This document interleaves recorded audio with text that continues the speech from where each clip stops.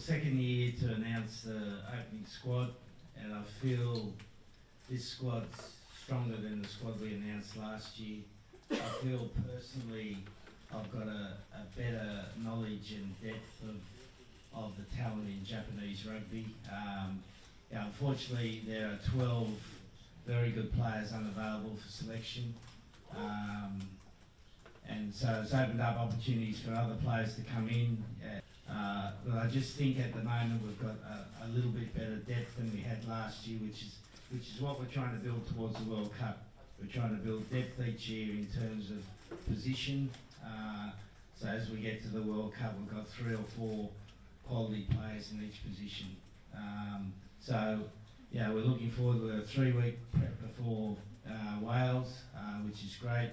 We've got Maori All Blacks 1 week before, where the players who need game time will play in the Maori All Black games. So we're looking forward to getting the squad together and really going out and playing a great game of rugby against Wales at Kitakyushu.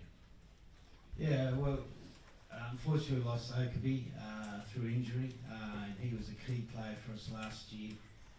Really good, strong, loose head, and Helu unfortunately is unavailable as well. So in terms of the tight head, Tamafusa I think's come through really well in League One. You know, last year was a guy who played off the bench 5 times for Kubota, and this year, yeah, he's been starting a number of times.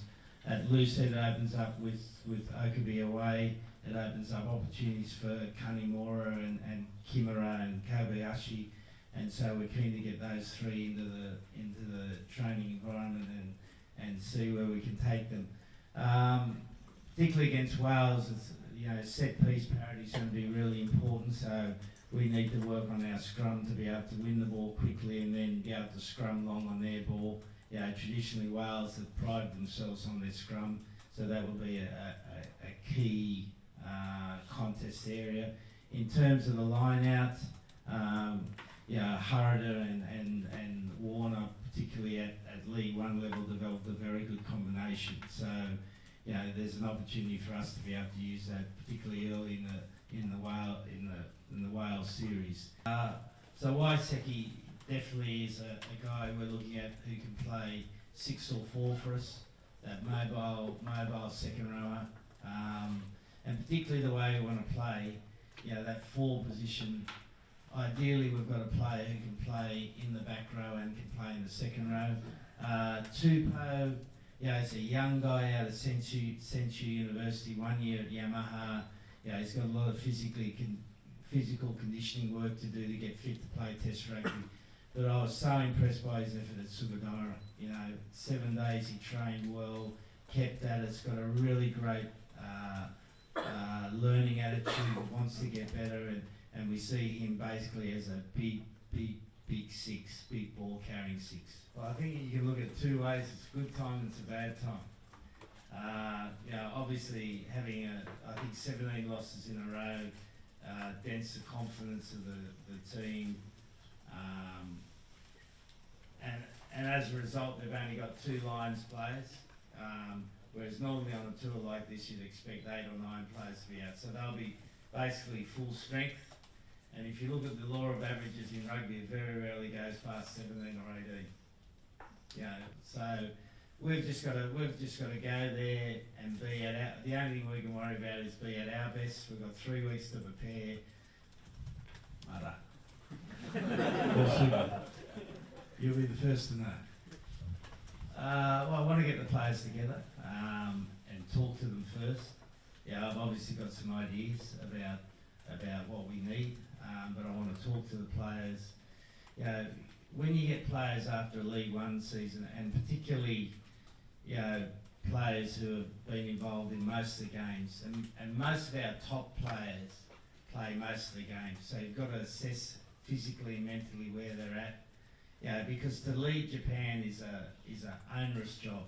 It's not an easy job, it's a difficult job, where you have to combine 2 different cultures into one culture in a short period of time. So I want to assess the players, work it out, and then we'll quickly make a decision on who's captain and vice captain. Well, I think in 9s we've got great depth. I think the hookers, again, we've got better depth than we've ever had. And I think centres were fairly strong. You know, with 10 still an issue for us. You know, as you know, in League One we don't have Shushin doesn't play 10, but we believe he has the potential to be a very good test 10 for Japan, and so we'll continue to experiment with him at 10, but that's still an issue for us. Well, the first thing is to be the best player he can be, and I think, you know, he showed in League One this year, he changed his game a little bit.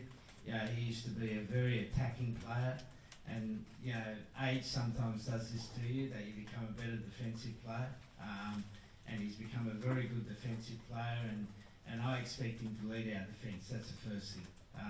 And then secondly, you know, he's a player out of this group, he's the only one that's actually won it at the highest level in the game, and so passing on what's needed to do that is really important, because all the other players just see this ceiling, you know, because that's all they've experienced, but there's another level above that where they need to go, and part of Leach's experience will be to open their eyes to what that level can be. Well, I'm not going to talk about players that aren't in the squad. We're here to talk about players that are in the squad. So in terms of Kihara, and so we had to look for another good young tight head. So we were able to, at Sugidara, have a look at Kihara very closely for 7 days, and feel like he's a long way from being a test prop at the moment. But we feel like he's got the potential to be a good test prop. He's got a good frame on him. He's got a good work rate. He's got a good attitude. And we feel like he's our best third tight head now. Shoji, line-out coach. So he's coached at Honda Heat, and I know him well, obviously, having coached him. We wanted to bring more Japanese coaches into the team, and because I think that's important. I think it helps with the connection of the players, and he's a smart young guy, works really hard, so we're lucky to have him on side. And sorry, who was the other one? Peace is just coming in for the first couple of weeks to help with kicking. I think coming back to Japan, for me personally, I'm just talking about me personally now, coming back to Japan, I didn't understand how much Japanese rugby had changed, how the players' thinking had changed. And did I coach well last year? No, I don't think I would coach very well last year, 100%. And so I've taken that on board. And one of the things I've really tried to work on is coaching the Japanese players better. You know, I think the fans want a Japanese team, and I think one of my key roles is to promote the Japanese players. So I took on the task of coaching the Japan talent squad and Japan under-23s, because I want to understand how those young players think. And I think I've got a much better understanding of that now, of how to coach them. And going forward, I won't change my approach, but I'll change some of the way that we do things. I think with younger players now, having more one-on-ones is so much more important. One-on-ones have always been important, but now with the younger players, it's even more important to conduct those in a way that they feel comfortable about it. So that's one thing. I think training on the field, there's nothing to change there. Like, the game doesn't change. You know, game day reality is a reflection of your training. And particularly for Japanese teams, we need to train hard. You know, so if there's complaints about that, then there's probably going to be complaints for the next 3 years, because I know what it takes to win at the national level. And as I said, there's not too many of these players who know how to win at the national level. I think they're only fatigued mentally. Like, I coached in England for 7 years, and players generally play 30 games a year for their clubs. So League One's tougher than it was, but in terms of world standards, our players don't play a lot of games. So let's be clear about one thing, right? Second thing is we have far less time than we used to have, so we've had to rethink how we're going to train. So we've had a really good think about that, about changing the way we train, and I think we've come up with a better methodology to train the players this year. I'm not going to go in detail here because it's too complex, but I think we've come up with a better methodology to train the players. And then thirdly, we need players who want to do it. You know, if they don't want to do it, that's okay. You know, if it's too difficult for them, then don't play for your country. You know, playing for your country is an honour and a privilege, and it takes hard work. It takes hard work. To win at the best level, it takes hard work. There's no shortcut to it. So I'm sure the group we've selected are going to have a great attitude, and I've got no reason to think they're not. But we'll look after players who need to be looked after. But otherwise, we think we've got a better methodology to coach the players this year. Yeah, no, it's a great question. Really good question. I think, yeah, if you look at Japanese rugby, you go to a high school game, you go to a university game, you go to a League One game. You know, most teams are attacking teams. You know, if I can think of all the time I've been in Japan, the only defensive team I can really think of is Panasonic. You know, he played a Crusader style of game, strong defence. You know, everyone else in Japan has very much an attacking mindset. So basically the players we get are players with a strong attacking mindset. And so our identity as a Japan team is to be a strong attacking team. So how do we encourage a more defensive mindset, a more attitude to want to make tackles, to get off the ground, to fill the space, to keep working? How do we encourage that?